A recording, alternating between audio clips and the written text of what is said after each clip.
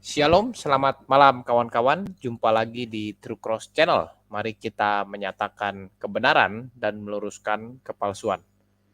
Ya, malam ini saya mau bicara tentang siswi depresi ya, karena diduga dipaksa berhijab ya, diduga ini berarti belum pasti ya, masih di dalam penyelidikan. Berhijab di salah satu sekolah negeri di Bantul ya. Nah, kita langsung lihat saja beritanya ya dan curhatan sang ibu ya. Saya naikkan dulu beritanya. Ya, sebentar. Ya, jadi ini beritanya ya. Ini saya ambil dari suara.com ya. Ini jadi 5 fakta siswi SMA negeri di Bantul alami depresi ya, diduga usai dipaksa pakai jilbab di sekolah ya. Jadi ini dari suara.com 1 Agustus 2022 kemarin ya. Ya, jadi 5 faktanya kita baca sekilas ya. Pertama, dia sempat sejam menangis di toilet usai dipaksa pakai jilbab ya. Lalu yang kedua, ya, ini guru BK ya, guru BK itu guru bimbingan ya kalau tidak salah ya. Jadi diduga sebagai aktor pemaksaan tersebut ya. Ini pun masih dugaan, berarti masih dalam pemeriksaan ya. Lalu fakta ketiga ya, dia pingsan hingga tidak mau sekolah ya, tak mau sekolah. Ya, ini pingsan tidak mau sekolah ya. Lalu yang keempat ya, Disdikpora Bantul, sekolah negeri tidak boleh paksa siswi berjilbab. Ya, karena ini sekolah negeri ya, bukan sekolah agama seperti itu. Lah, lalu yang kelima, kepala sekolah dipanggil. Ya, jadi itu 5 fakta yang tentang kasus diduga pemaksaan untuk pakai jilbab seperti itu ya. Nah, kita sekarang lihat ke curhat sang ibu ya, orang tua siswi yang diduga dipaksa berjilbab ya. Kita lihat dulu. Nah, ini saya ambil dari CNN Indonesia ya. Ini curhat ibu siswi dipaksa berhijab ya, kembalikan anak saya seperti dulu ya. Nah, di sini ya, HA ibu dari siswi kelas 10 Seman 1 Banguntapan Bantul ya, yang mengaku dipaksa memakai jilbab oleh sekolahnya merasa terpukul dengan apa yang dialami putrinya ya. Ya kalau dipaksa ya, kalau dipaksa ini ya, tapi kan masih penyelidikan ya, dipaksa atau kebenarannya masih dalam tahap penyelidikan seperti itu ya. Tapi faktanya yang jelas si siswi tersebut sudah merasa terpukul ya. Ya karena kan kita tahu dari media ya, menulisnya ditulis sebagai depresi. Ya, ini berarti Bantul ini di daerah Yogyakarta ya, masih mengaku merasa sedih disertai trauma mengetahui putrinya tengah berhadapan dengan dampak dari memperjuangkan hak dan prinsipnya. Ya, pasti trauma ya, karena manusia itu kan punya hak-hak dasar ya. Yang membuat seseorang bisa trauma itu ya kalau apa yang jadi hak dasarnya sebagai manusia itu dilanggar, ya tentu itu akan jadi trauma ya. Dilanggar itu berarti kan menurut ya setiap individu orang berbeda-beda ya. Tentu bagi siswi tersebut hal yang penting bagi dia ya itu dia rasa dilanggar ya, otomatis pasti jadi stres ya. Nah, hal apa saja yang penting bagi setiap orang pun berbeda ya, tapi kita lihat ini dari konteks si siswi tersebut ya. Ya mudah-mudahan kalau trauma kan jelas pemulihan juga tidak akan mudah ya, perlu bantuan psikolog ya, tapi kita berharap ya secepatnya pulih ya supaya bisa bersekolah lagi. Nah, bagi kedua orang tuanya, siswi tersebut itu bukan anak lemah atau bermasalah ya. Dia itu atlet sepatu roda yang terbiasa dengan tekanan. Ya, ini ada ya karena dia kan atlet itu punya mental dan jiwa sportivitas ya yang lebih daripada orang-orang bukan atlet ya. Jadi semoga saja pemulihannya akan lebih cepat ya daripada orang-orang biasanya ya. Nah, pada Selasa 26 Juli 2002, anak saya menelepon tanpa suara, hanya terdengar tangisan. Setelahnya baru terbaca WhatsApp ya. "Mama, aku mau pulang, aku gak mau di sini." Tulis HA dalam keterangannya, tertulisnya yang diterima Rabu malam. Ya ini jadi, saya tidak tahu ya, mungkin ini sekolah ada menginap atau seperti apa, saya tidak tahu ya. Hanya jadi harus telepon ya, ini Rabu malam ya. Tulis HA dalam keterangan tertulisnya. Oh jadi, ini maksudnya berita ini mungkin ya diterima oleh ini atau bagaimana ini? Ya sudahlah, tidak perlu kita tahu dengan pasti juga ya, yang jelas anaknya ini minta pulang begitu ya, ke ibunya. Nah, kita lanjutkan baca ya. Ibu mana yang tidak sedih ya? Baca pesan begitu. Ayahnya memberitahu dari informasi guru bahwa anak kami sudah 1 jam lebih berada di kamar mandi sekolah. Ya, sesaat setelah mengetahui hal itu, HA segera menjemput putrinya di sekolah. Setibanya eh, dia mendapati putrinya sudah berada di ruang unit kesehatan sekolah dalam kondisi lemas ya. Dia hanya memeluk saya tanpa berkata satu patah kata pun, hanya air mata yang mewakili perasaannya, itu ungkapnya. Ya. Jadi HA ini mengungkap awal sekolah putrinya pernah bercerita ya. Jadi HA ini orang tuanya ya. Awal Awal sekolah putrinya pernah bercerita jika siswi Seman 1 bangun tapan diwajibkan mengenakan jilbab, rok serta baju lengan panjang. Nah, Putri HA ya ini siswi tersebut ya memberikan penjelasannya kepada sekolah termasuk wali kelas dan guru bimbingan penyuluhan ya bahwa dia tidak bersedia mengenakan jilbab ya. Jadi anak ini ya punya prinsip tersendiri ya, namun anaknya itu terus-menerus dipertanyakan alasan mengapa tidak mau berjilbab. Ya kalau biasanya kalau segala sesuatu sudah terus-menerus ditanya ya, kalau dianya sudah tidak mau pasti jadi seolah-olah eh, tekanan bagi siswi tersebut ya. Nah, dalam ruang bimbingan penyuluhan, seorang guru menaruh sepotong jilbab di dalam ruangan bimbingan penyuluhan, seorang guru menaruh sepotong jilbab di kepala anak saya. Ini bukan tutorial jilbab karena anak saya tidak pernah minta diberi tutorial. Ini adalah pemaksaan tegasnya ya. Jadi ini kata si orang tuanya ya, kata ibu HA tersebut ya bahwa ada kejadian seperti ini ya, seperti yang ditulis CNN Indonesia ya .com. Nah, kita lanjut baca ya. HA sendiri mengaku dirinya juga berjilbab ya. Jadi sebenarnya dari keluarga muslim ya. Namun ia mengklaim bisa menghargai keputusan dan prinsip putrinya. Dia berpendapat setiap perempuan berhak menentukan model pakaiannya sendiri. Ya, ini kata si ibunya ya. Saya berpendapat sebentar. Setiap perempuan berhak menentukan model pakaiannya sendiri. Ya. Nah, HA kini mendesak Seman 1 Banguntapan Pemerintah Daerah Istimewa Yogyakarta ya Kementerian Pendidikan Kebudayaan Riset dan Teknologi bertanggung jawab atas kondisi putrinya yang sekarang mengalami trauma hingga membutuhkan bantuan psikologi ya. Saya sudah katakan perlu bantuan psikologi ya.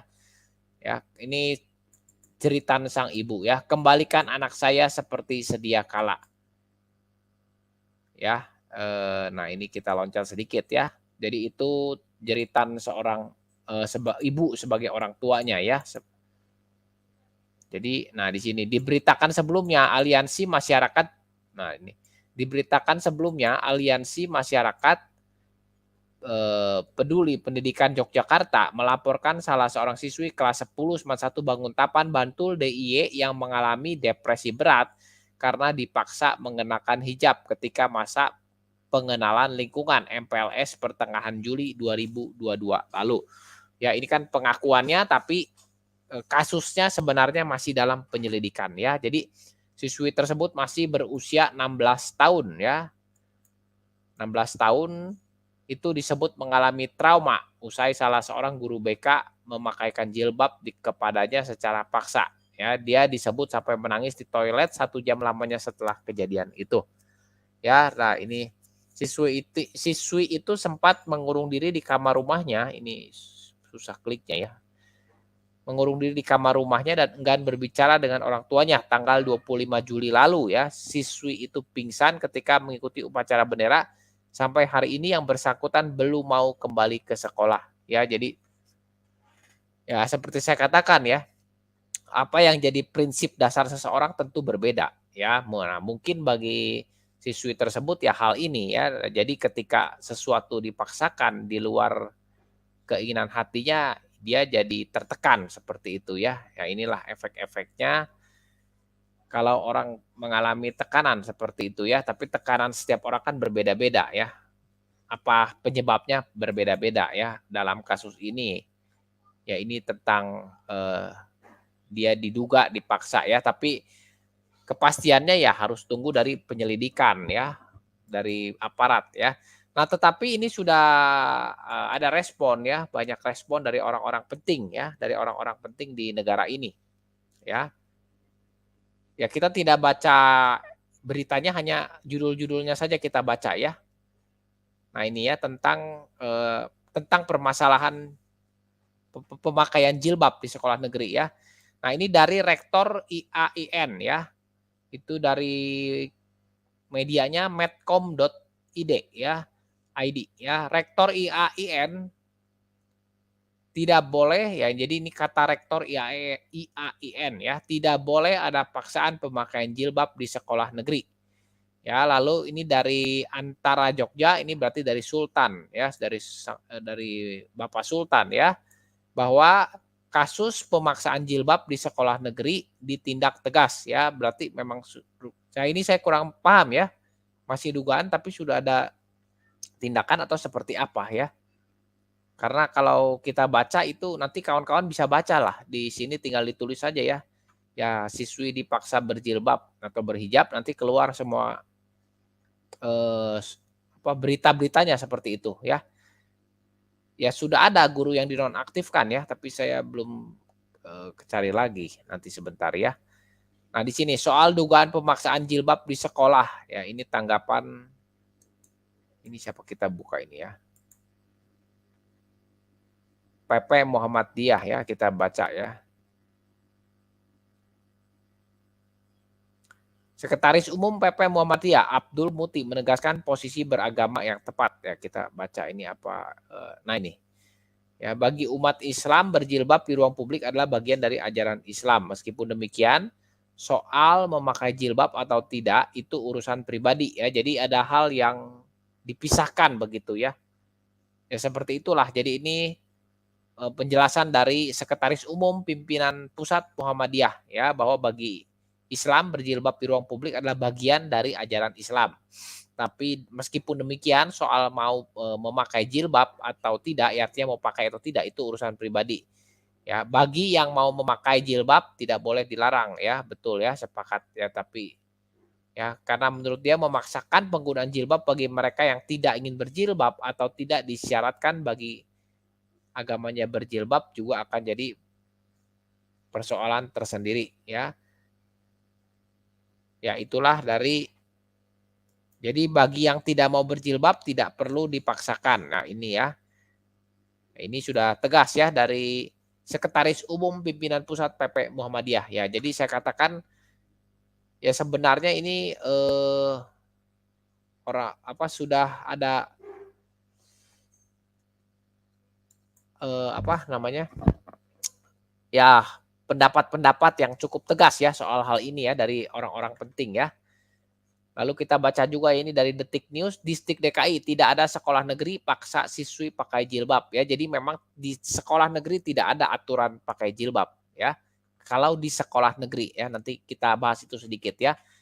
Lalu ini langkah-langkah Pemda Daerah Istimewa Yogyakarta untuk cegah sekolah negeri wajibkan aturan jilbab ya. Jadi ada langkah-langkah juga. Nah, ini Rektor IAIN ya. Jadi oke lah, kasus ini ya seharusnya akan cepat selesai ya, karena tampaknya semua satu suara ya bahwa, di sekolah negeri itu tidak ada aturan, siswi harus pakai jilbab ya, semua tergantung kerelaan atau kemauan masing-masing pribadinya saja seperti itu ya. Ya jadi ya harusnya kasus ini segera selesai ya, karena satu suara seperti itu, rata-rata orang satu suara. Ya jadi, begitulah ya berita yang bisa kita dapatkan ya, yang jelas ya tentang, eee, dugaan ya dipaksa berhijab ini masih dugaan ya. Jadi yang penting sekarang, kita sama-sama berharap ya semoga siswi ini bisa segera dapat pemulihan ya. Jadi kalau bisa kasus ini ya segera diselesaikan lah tanpa perlu lagi kehadiran sang siswi untuk menjelaskan lagi ya. Kenapa? Ya karena kasihan ya biar sang siswi ini konsentrasi pemulihan ya supaya bisa segera kembali ke sekolah ya dan kasus ini cukup diselesaikan oleh negara saja seperti itu ya atau antara orang dewasa saja, anak-anaknya biar segera pulih dan bisa kembali sekolah dengan normal ya karena sekolah itu hak anak-anak ya khususnya di seluruh Indonesia. Ya kita bahas sedikit ya, apa sih sebenarnya itu sekolah ya? Jadi sekolah itu kan tempat untuk membentuk generasi muda, generasi penerus bangsa. Nah, di dalam sekolah anak akan dididik, dilatih untuk jadi manusia yang nanti dipersiapkan untuk terjun ke dalam masyarakat. Ya, jadi di sekolah itu kemampuan anak diasah, dilatih dan dikembangkan ya lewat jalur formal ya, jalur resmi. Jadi singkatnya sekolah itu tempat untuk belajar dan mengajar ya. Ada timbal balik antara yang memberi ilmu dan yang menerima ilmu. Ya, tentu disesuaikan dengan tingkat dan jurusannya. Ya, itu sedikit tentang sekolah. Nah, di Indonesia sendiri secara umum ya dalam konteks ini ada 2 kategori sekolah ya, yaitu sekolah negeri dan sekolah swasta. Nah, sekolah negeri ini kan ini adalah milik pemerintah ya, namanya sekolah negeri, itu sekolah milik pemerintah. Ya, berarti dia bersifat plural ya, eee, bersifat majemuk, umum. Berarti sekolah negeri itu harus bisa mengayomi semua agama. Jadi tidak bisa fokus pada hanya satu agama. Ya, kenapa? Karena jelas kita ini kan negara Pancasila. Ya, artinya kalau sekolah negeri pun ya harus mengacunya kepada, negara, pemerintah ya. Jadi sekolah negeri ini sebagai bagian dari pemerintah ya, itu harus bisa mengakomodasi kepentingan semua anak di Indonesia dari berbagai agama ya, agama yang sudah diakui negara tentunya itu minimal ya. Jadi sekolah negeri itu harus bisa mengakomodasi semua anak-anak di seluruh Indonesia, tidak peduli agamanya apapun. Ya, jadi untuk itu sekolah negeri itu, eee, tidak fokus kepada salah satu agama, tidak, ya, universal sifatnya. Ya, jadi sekolah negeri bukan sekolah agama. Nah, kalau bicara sekolah agama, itu setahu saya, sepemahaman saya itu masuk kategorinya sekolah swasta. Ya, jadi kalau ada orang tua mau anaknya lebih konsentrasi ke soal agama, ya silakan pilih sekolah swasta ya yang fokus ke soal agama. Jadi tidak bisa di sekolah negeri tapi mau fokus ke agama ya. Kenapa? Karena kan seperti saya katakan tadi sekolah negeri ini milik pemerintah. Jadi dia harus mengayomi semua lapisan masyarakat dari berbagai agama. Jadi tidak mungkin fokus kepada satu agama. Ya jadi kurang lebih seperti itulah perbedaan sekolah Eee, negeri dengan sekolah swasta ya. Nah, sekolah agama itu lingkupnya harusnya masuk ke dalam sekolah swasta. Ya sama sekolah swasta pun ada yang berfokusnya kepada agama Kristen ada ya, sekolah swasta yaitu namanya sekolah agama, ya bukan sekolah agama, tapi fokusnya lebih kepada Kristen. Ada yang fokusnya lebih kepada Islam, ya ada. Nah, tinggal cari sekolah-sekolah yang seperti itu ya kalau memang orang tuanya mau yang seperti itu. Ya, jadi sekolah negeri ini sudah pasti tidak ada aturan yang fokus kepada salah satu agama. Jadi misalnya ke Islam saja atau ke Kristen saja ya di dalam sekolah negeri itu tidak boleh ada di sekolah negeri. Ya, karena sekolah negeri bukan sekolah agama, berbeda ya. Negara kita kan negara Pancasila, bukan negara agama. Jadi sekolah pun ya harus berdasarkan Pancasila. Nah, jadi kalau seandainya nanti benar bahwa sekolah tersebut ya, seperti dugaan yang diberitakan itu ya, ada pemaksaan memakai atribut agama, ya itu jelas pelanggaran ya. Jadi terkait kasus, itu ya kita berharaplah pemerintah segera selesaikan ya, tapi yang jelas secepatnya supaya siswi ini bisa segera, pulih ya, pulih dari trauma dan kembali bersekolah ya. Ya beruntung sekarang semua pendapat rata-rata satu suara ya, baik dari Rektor IAIN, Sultan Jogja, Pemda DIY ya, itu satu suara ya kalau saya lihat ya, juga tadi dari PP Muhammadiyah semua satu suara ya, bahwa tidak boleh ada pemaksaan. Nah, lalu kalau ditanya ya, ini pandangan saya sebagai orang Kristen ya. Begini, bagi saya sebagai orang Kristen ya, ini tentu pandangan saya sebagai Kristen ya. Ya, saya rasa pandangan saya ini bisa berbeda dengan kawan-kawan saya dari agama lain. Ya, tapi sebagai orang Kristen, saya melihat bahwa agama ini benar-benar urusan pribadi ya. Kenapa? Karena bagi Kristen ya, dalam Alkitab jelas bahwa keselamatan itu urusan pribadi dengan Tuhan. Ya, jadi singkatnya pada akhirnya kemana kita mau pergi ya, kemana kita akan pergi bukan mau ya, kemana kita akan pergi yaitu ke surga atau ke neraka, ya itu kita tidak bisa bawa siapapun ya. Diri kita pun ya hanya bisa bawa diri, tidak bisa bawa apapun. Ya, jadi benar-benar itu urusan pribadi. Nah, mungkin nanti jadi ada yang bertanya, kalau begitu kenapa kalau bagi Kristen eh, keselamatan itu urusannya hanya dengan Tuhan ya. Ya kenapa kalau begitu saya masih memberitakan Injil? Ya mungkin ada yang bertanya seperti itu ya. Kalau agama itu, kalau iman itu memang pemberian Tuhan ya, kenapa saya masih memberitakan Injil ya? Ya saya jawab ya, jadi bagi Alkitab ya, orang beriman dengan tanggung jawab penginjilan itu dua hal yang tidak dapat dibenturkan ya. Jadi beriman itu murni pemberian Tuhan ya, bukan hasil usaha manusia. Itu bagi Kristen ya di dalam Alkitab. Ya, kalau kita lihat ayatnya itu di 2 Timotius 1 ayat 9 ya. Saya bacakan saja ya biar cepat. Nah, 2 Timotius 1 ayat 9 ya bunyinya, dialah yang menyelamatkan kita dan memanggil kita dengan panggilan kudus, bukan berdasarkan perbuatan kita. Nah, ini yang harus digarisbawahi ya, bukan berdasarkan perbuatan kita, melainkan berdasarkan maksud dan kasih karunia-Nya sendiri ya, yang telah dikaruniakan kepada kita dalam Kristus Yesus sebelum permulaan zaman. Ya, jadi kalau kita lihat 2 Timotius 1 ayat 9, ini jelas sekali menyatakan iman Kristen itu murni anugerah Tuhan dan bukan berdasarkan perbuatan kita. Ya, itu apa itu definisi iman di dalam Kristen yang tadi yang barusan saya jelaskan ya. Lalu ini kan tadi kita lagi bandingkan iman dan penginjilan ya. Lalu apa itu penginjilan ya? Penginjilan itu sebenarnya ekspresi ucapan syukur orang-orang Kristen yang sudah Tuhan pilih untuk bisa beriman ya, untuk membagikan kembali berita keselamatan yang sudah kita peroleh secara gratis dari Tuhan. Ya, jadi apa yang kita peroleh secara gratis dari Tuhan, iman itu sebagai ucapan syukur karena Tuhan sudah pilih kita, beri kita iman. Itu kita injilkan, kita beritakan kembali. Itu sebagai ekspresi ucapan syukur orang-orang Kristen. Ya, jadi itulah inti daripada penginjilan. Jadi penginjilan tuh bukan karena satu keterpaksaan. Karena ditulis di dalam Alkitab lalu kita terpaksa penginjilan. Itu bukan penginjilan yang benar.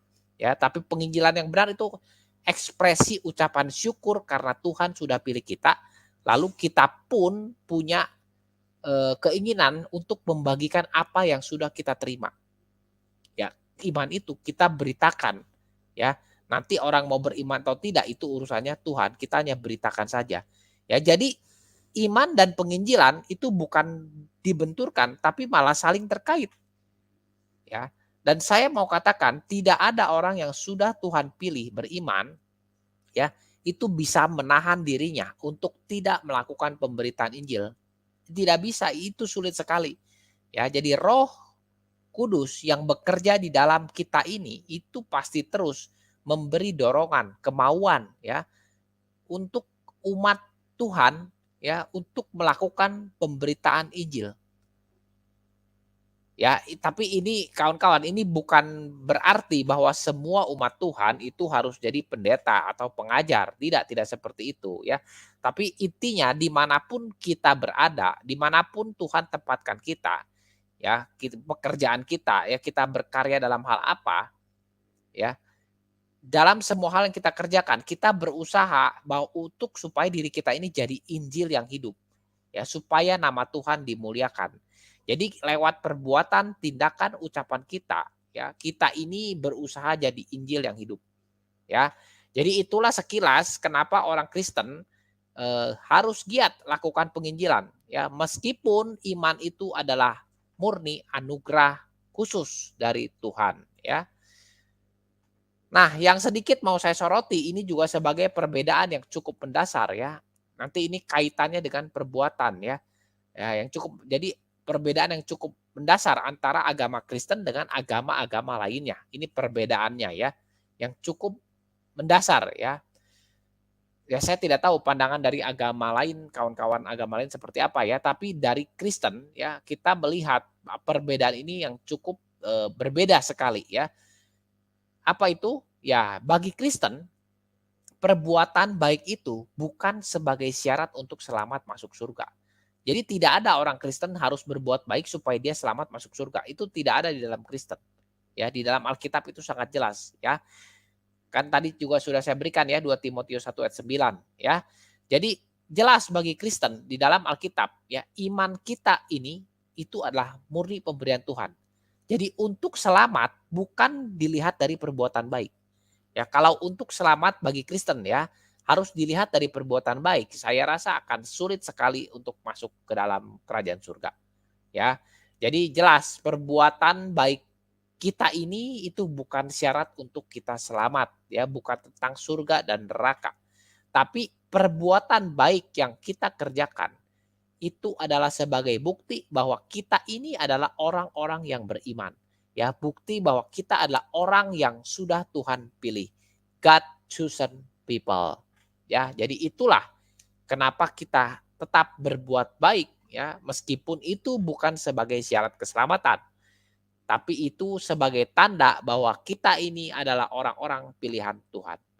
Nah, jadi kalau sekarang kita sudah paham ya bahwa dalam Kristen perbuatan itu bukan syarat untuk selamat, tapi hanya tanda orang itu beriman. Nah, itu adalah salah satu alasan mengapa Kristen tidak ada aturan banyak aturan seperti agama-agama lain ya. Contoh di Kristen itu tidak ada ya meskipun ada orang tuduhkan ya bahwa Kristen pun mengajarkan harus berkerudung atau berjilbab ya. Tapi faktanya ya itu dia salah baca saja tentang Alkitab ya dan faktanya di Kristen tidak ada aturan berjilbab ya. Jadi mau berjilbab ya silakan, tidak juga silakan. Jadi tidak ada di Kristen diharuskan berjilbab. Ya juga tentang aturan makanan halal dan haram itu tidak ada di dalam Kristen. Ya pernah ada tetapi kan itu ada maknanya, bukan seperti bukan yang harus dilakukan lagi di zaman ini seperti itu ya. Jadi ada maknanya kenapa zaman perjanjian lama sempat ada makanan halal dan haram. Tetapi memasuki perjanjian baru sudah tidak ada lagi ya. Nah, kenapa itu saya tidak jelaskan lagi di sini ya. Saya sudah jelaskan di video saya yang lain juga. Ya, jadi bagi Kristen sudah jelas, perbuatan itu bukan penentu keselamatan, bukan penentu kita masuk surga atau neraka, tidak. Perbuatan tidak menentukan keselamatan, ya. Dan seluruh doktrin Kristen pun jelas ya, doktrin tentang dosa itu juga sudah jelas. Ya, bahwa ya semua manusia ini sudah berdosa. Bagi Kristen dicatat dalam Alkitab. Ya. Jadi kalau semua manusia sudah berdosa, jadi tidak lagi relevan kalau kita mau kaitkan ya perbuatan dengan dosa atau tidak dosa. Ya, jadi ketika kita melakukan ini dosa atau tidak, melakukan itu dosa atau tidak, itu sudah tidak relevan lagi. Kenapa? Kan bagi Alkitab sudah jelas semua manusia berdosa. Ya. Jadi orang Kristen bukan memandang perbuatan itu sebagai dosa atau tidak. Ya, tetapi lebih dipandang sebagai bermanfaat atau tidak. Ya, jadi lebih memandangnya seperti itu, bermanfaat atau tidak, ya. Bukan dosa atau tidak. Nah, jadi ya saya berharap jangan lagi itu ada orang Kristen bertanya ya seperti ini, merokok itu dosa atau tidak? Ya, eh, minum wine itu dosa atau tidak? Ya, lalu judi itu dosa atau tidak? Ya, jadi pertanyaan kita sebagai orang Kristen sudah bukan dosa atau tidak, karena kan sudah tahu semua manusia berdosa, seperti itu. Semua manusia cemar, ya, tapi yang harus dipikirkan ketika mau melakukan sesuatu, itu adalah bermanfaat atau tidak, ya. Jadi bukan dosa atau tidak, tapi bermanfaat atau tidak. Ya, kalau bermanfaat ya kerjakan, ya kalau tidak bermanfaat ya tinggalkan. Ya, jadi ya begitu saja, tidak tidak terlalu ya tidak perlu dikaitkan dengan dosa atau tidak ya, karena memang semua sudah berdosa. Jadi untuk melakukan sesuatu cukup dipikirkan saja apakah itu berguna atau tidak, bermanfaat atau tidak, seperti itu ya. Ya. Nah, jadi itu sebentar ya. Ya, jadi itu saja ya, tanggapan saya singkat saja, hari ini tidak terlalu panjang ya. Karena kita juga harus mempersiapkan diri ya, besok kita harus bersiap ke gereja ya. Jadi itu saja tanggapan saya secara singkat. Ya harapan saya ya kasus ini segera selesai lah ya supaya, anak bisa mendapatkan haknya kembali untuk untuk sekolah dan mendapat pengajaran, ilmu lagi dengan segera seperti itu ya dan, traumanya segera pulih seperti itu ya. Ya kita berharap bisa secepat ya karena dia ini atlet juga seperti itu ya. Ya itulah kawan-kawan yang mau saya tanggapi dan tadi saya sudah beri sedikit komentar ya. Nah terima kasih buat kawan-kawan yang sudah setia menyimak ya. Terima kasih juga buat yang sudah subscribe dan tolong bantu subscribe bagi yang belum. Dan bagi kawan-kawan Kristen mohon terus dukung, doakan pelayanan saya ini.